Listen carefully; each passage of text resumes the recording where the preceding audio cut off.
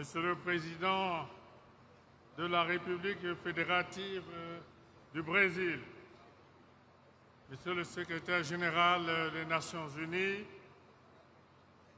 Monsieur le Président de la COP 30, distingués participants, Mesdames, Messieurs, je voudrais adresser mes sincères remerciements à Son Excellence Monsieur Luiz Inácio Lula da Silva, président de la République fédérative du Brésil, ainsi qu'au peuple et au gouvernement brésilien pour l'accueil chaleureux qui nous a été réservé à ma délégation et à moi-même. 33 ans après Rio, 13 ans après Rio plus 20 et 10 ans après l'accord de Paris, la COP 30 qui se tient après celle de Bakou en 2024 se focalise sur des thèmes bien connus. Je me dois de rappeler qu'en 1992, j'avais pris part à l'historique sommet de la Terre à Rio de Janeiro. Les principaux enjeux de cette rencontre portaient entre autres sur le développement durable et la lutte contre les changements climatiques. Nous y sommes. La préservation des forêts, des tourbières et des ressources en eau. La coopération et le financement en matière d'environnement. Et aujourd'hui, 10 ans après les accords de Paris de 2015, force est de relever le fossé béant entre les ambitions proclamées et la grande insuffisance des efforts réalisés, sinon la quasi-impuissance du monde entier face au dérèglement climatique. Plus que jamais, de Bakou en 2024 à Belém ici, aujourd'hui, en 2025,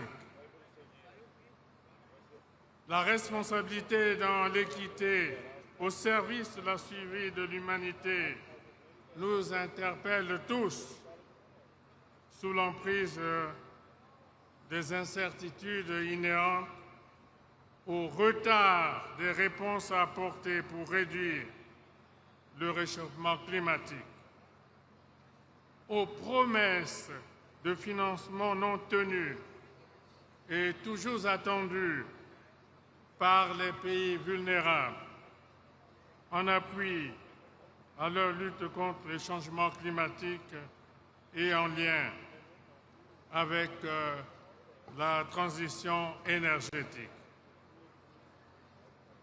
Monsieur le Président, Mesdames, Messieurs, depuis plus de 4 décennies, mon pays, la République du Congo, porte en toute responsabilité sa contribution à la dynamique globale de lutte contre les changements climatiques. Le Congo dispose aujourd'hui de plus de 4 millions d'hectares d'aires protégées, soit 13,5% du territoire national. L'aménagement des concessions attribuées aux projets de développement est devenu, depuis plus de 3 décennies, une exigence légale. Plus de 9 millions d'hectares sont aménagés et plus de 3 millions en cours d'aménagement, la moitié étant déjà certifiée selon les normes internationales. Ces espaces abritent les plus vastes tourbières tropicales au monde et sont des régulateurs climatiques essentiels. À travers la Journée nationale de l'arbre, le programme national d'afforestation et de reboisement, le Fonds bleu pour le bassin du Congo, l'aménagement forestier durable et la certification des forêts en zone tropicale humide, le Congo continue de démontrer sa ferme volonté de contribuer à la lutte contre les changements climatiques. Sous l'impulsion de mon pays, l'Assemblée générale des Nations unies a proclamé la décennie 2027-2036 des Nations unies pour le boisement et le reboisement dans le cadre d'une gestion durable des forêts. C'est pourquoi j'encourage l'initiative du Brésil de créer le Fonds pour la préservation des forêts tropicales face à la crise de la déforestation tropicale.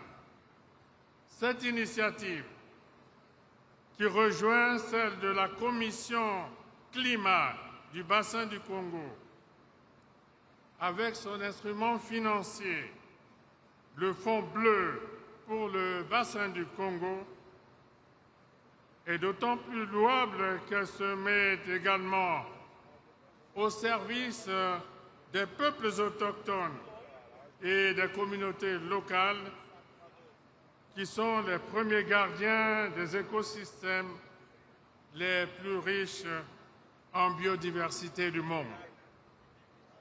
À propos, mon pays, qui dispose d'une loi qui assure la promotion et la protection des peuples autochtones, a abrité il y a peu le premier congrès mondial des peuples autochtones des 3 bassins forestiers tropicaux, l'Amazonie, le Congo et le Bornéo-Mékong. Je demande à la COP30 de prendre en compte les conclusions de ce congrès contenues dans un document appelé « Déclaration de Brazzaville ». Une mise en œuvre en synergie de toutes ces initiatives ne pourra avoir que d'heureux effets pour le bien de l'humanité. Enfin, je tiens à réaffirmer l'engagement solennel de mon pays en faveur d'une gouvernance forestière fondée sur les principes de durabilité, de souveraineté écologique et de solidarité intergénérationnelle.